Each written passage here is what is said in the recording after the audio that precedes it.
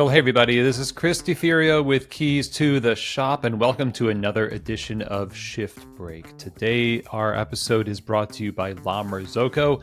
They have been making espresso machines by hand in Florence, Italy since 1927. That's nearly 100 years of serving the retail coffee community with some of the most dependable, beautiful, and innovative espresso machines in the world. Innovation really gets thrown around a lot when it comes to equipment, you'll notice. But innovation, in my opinion, is something that is most beneficial when it solves a real problem. Something like ergonomics, where La Marzocco invented straight-in locking portafilters to help address this ergonomic issue of locking in portafilters. The technology that they also put into their espresso machines has been created with the idea of ensuring consistency across the different shots, or tracking at least the quality output of the espresso. La Marzocco is listening to their customer base, and that's why you see La Marzocco adopted so often and so far and wide by some of the best coffee shops in the world. It's because it stands up to the real environment where you serve coffee to the customer day in and day out. And so if you go to their website, lamarzocco.usa.com, and you'll find all the espresso machines to peruse. If you need help finding the right machine, then just email them, info@lamarzocco.usa.com.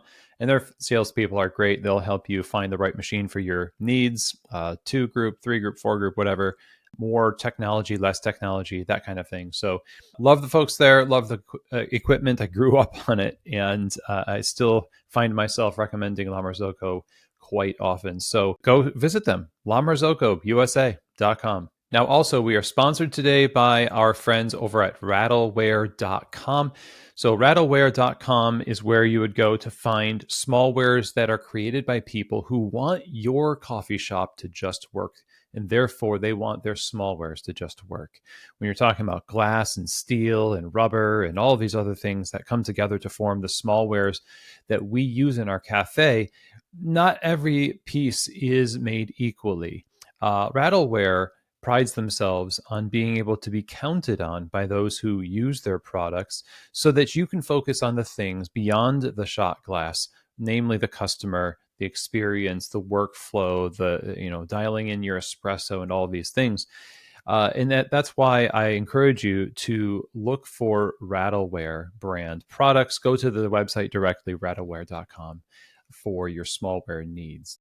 Okay, now, today I wanted to give you all some insights into how you can go about having creative beverages in your cafe. Now, there's a few different ways that people tend to approach this. They go from the perspective of trends, or they go from the perspective of invention. That is basically 2 different things. One, they see something is popular on TikTok or on Instagram or whatever, and they say, well, we've got to do this. Dubai chocolate, for example, the whole chocolate bar thing that was sweeping the world, I guess. People are trying to find liquefied versions of this thing to have in their cafe, because in their mind, what's going to happen is the people whose minds have been given over to the trend by so many short form videos that they've consumed have built up this static energy. And when they see that word, Dubai chocolate, they're automatically going to go to your cafe and they're going to be like, oh my gosh, they have the thing that is in my brain that was put there by media, and now I'm going to go to their coffee shop and give them my money for this thing. I'm fine with that, I guess. But as I've told a client even recently, that only lasts so long. And you know how long it lasts. It lasts as long as the trend lasts. The trend will come and go.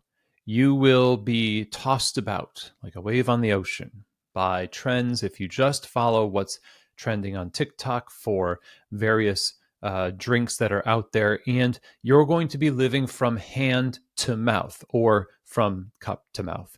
And this is just your existence if you are a trend chaser, and that's how you create your signature beverage experiences. Now, There are some places that just want to be a clearinghouse for these ideas where, hey, nobody in our small town's ever going to do it. So if you see it on Instagram and you're like, oh gosh, I wish I had a place near me. Well, we're going to do that. We're going to do that trendy drink thing. Again, you can manage it. But if you base your entire signature beverage program on that, I don't think you're doing yourself or your customers a great service, because it's not consistent and they are going to be fickle. They're not going to want it so long as, or when the trend dies down, because it's a fair weather product. They're going to be moving on to something else, and then you're going to say, well, what do we do with all the stock of this thing that we said we wanted to do because it's trendy? And it turns out that it was trendy, but the people in your community didn't necessarily want it, or the only reason they wanted it because they saw it, and now that they don't see it anymore, they don't want it. You see, the issue here is that you're relying on an external motivating force to dictate to you what it is you do with your inventory, your time, and your energy. And what you should be doing is you should be the force. You should not look to primarily say, well, what does the world out there tell us we should do with the world in here? You should create that world that tells other people, hey, we have created something based on what we know you already have voted for with your dollars and your time by coming in here. We see the drink trends in our own cafe. We see the drink and food trends in our own neighborhood.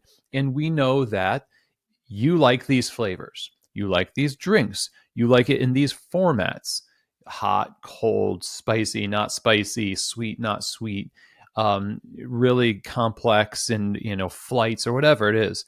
But often what we do is we take our ideas, whether they match the environment we're in or not, and we drop them in, and then a lot of times I'd say we are disappointed by the numbers because we're like, man, this is such a delicious thing and a great thing, and it wasn't really informed by who it's for. So it has to be informed by who it's for. It has to match up with what your brand is known for already, in some ways, unless what it's known for is not the most sustainable and not the greatest. And that's what I'm here to talk to you about, is I think a very sustainable way to create these types of drinks well into the future. And some of them are going to be not just signature drinks that you have for a little bit, but they're going to be drinks that you have for quite a long time. So I break these down into two categories.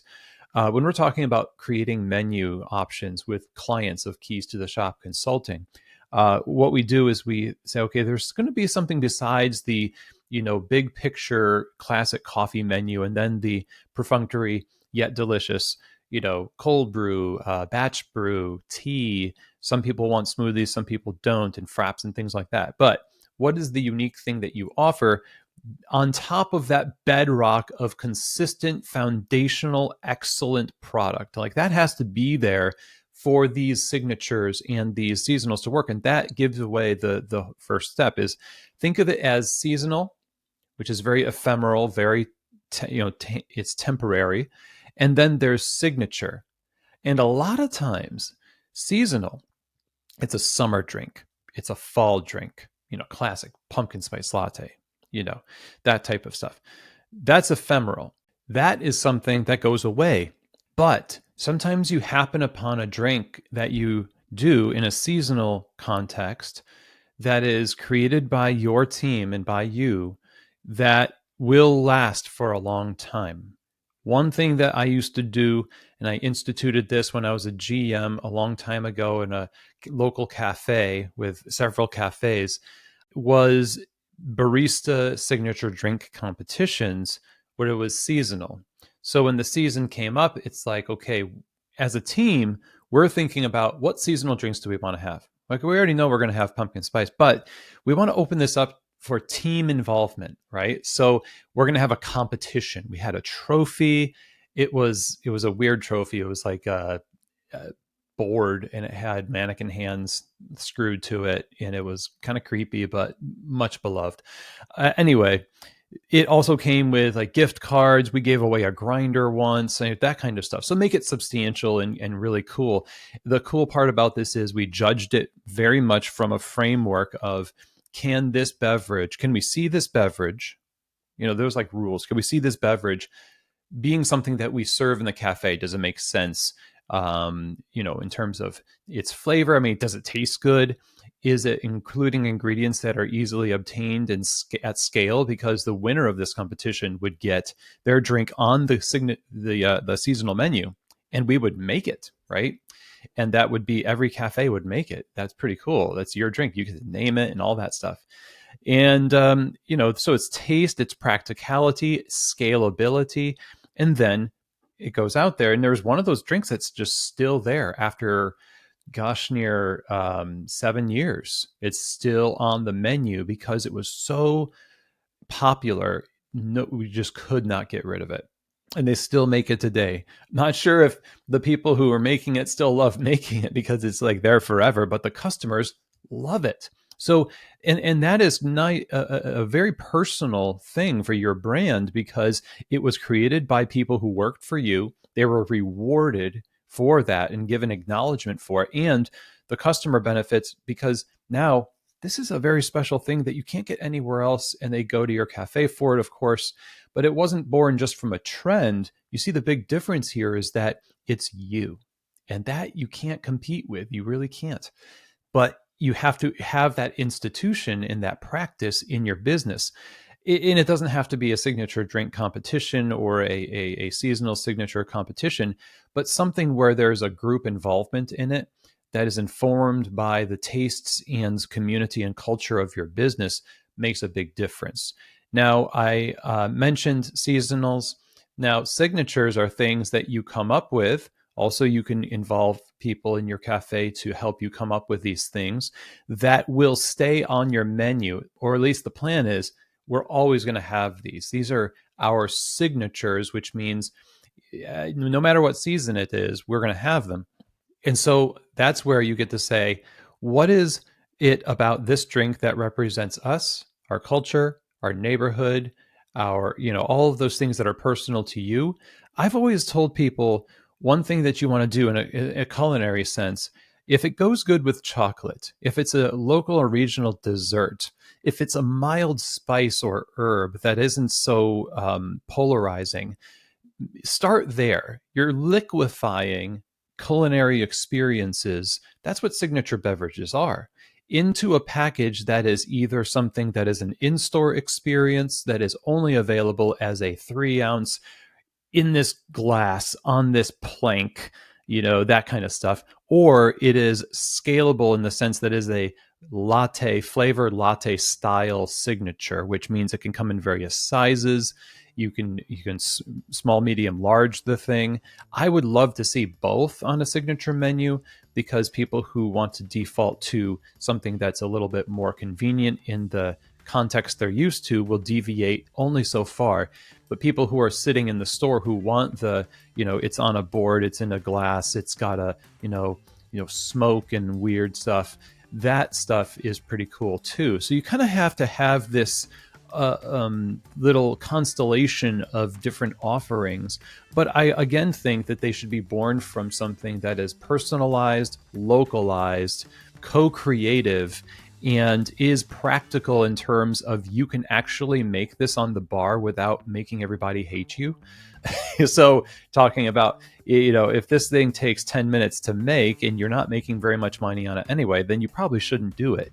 It needs to be profitable. You need to have access to the ingredients. It needs to be scalable in some respect, because we are a business. And there's examples of things that are not scalable that can work in different markets. But the thing I'm asking you to do is think through all the nuts and bolts of this thing, from the financial to the practical, the scalability, meaning can people grasp this and put it into the mix of the daily work of the regular beverages and not feel like they have to undersell this beverage in order for them to have some sense of self-preservation, right? Like, I don't want to make this drink because I'm going to lose my mind. Like, this is part of what it means to create this menu in a way that will bring menu success. And it's just a few suggestions that I have today on Shift Break for signatures and seasonal beverages in your cafe.